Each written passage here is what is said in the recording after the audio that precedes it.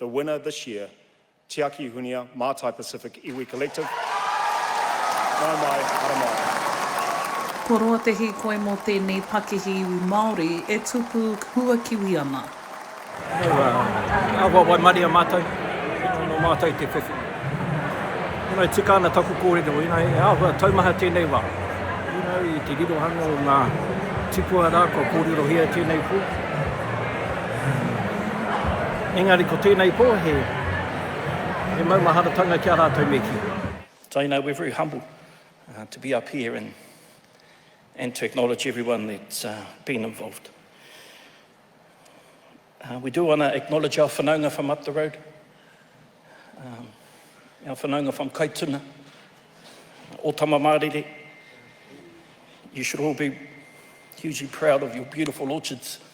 Ko Te Ahuwhenua te hea mana o Mātai Pacific Iwi Collective, arā te kotahitanga o ngā kamupene o te arawa, Ngāti Awa, me te kaporeihana o roto mā na matahi. Ko te tūmanako kei te noho whakahi rātau i a mātou i tēnei wā. Ko te ki, ko rongo mātou i a rātou. Ko te tūmanako kia mautonu e rā o ngā whakaaro e rā o ngā tohu o ngā karauara e painga mō ngā uru whakei. How do you feel, Charlie? Elated, absolutely elated. We're so proud of our team. Just an opportunity and very, very honoured and privileged. Ko Charlie Russell, te tumu whakarai o Mātai Pacific, e hika kāna koe ke rātou katoa ki te taumata o ngā mahi Ahuwhenua, hei tāna he nui te mahi ki te whakahere i te ruarau, rua te kau heketea i te puke. We're two from here, a rest, so we've still got Balance Nationals next month, got FOMA next week, so still a busy schedule.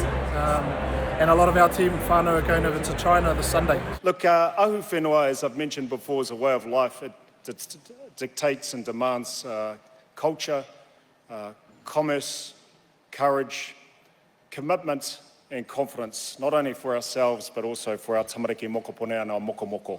Did you expect to win? I think, I thought that we had a good chance. I'm humble enough to say you never know, and we're just so fortunate and lucky, and like I said, really elated and proud of our team.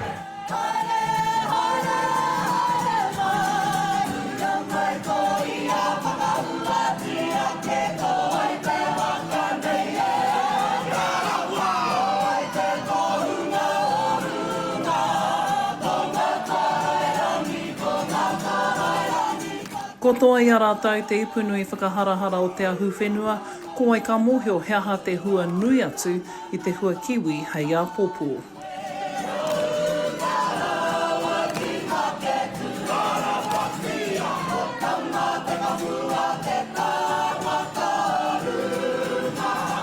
Hēnei te mate koewi mā Aukaha.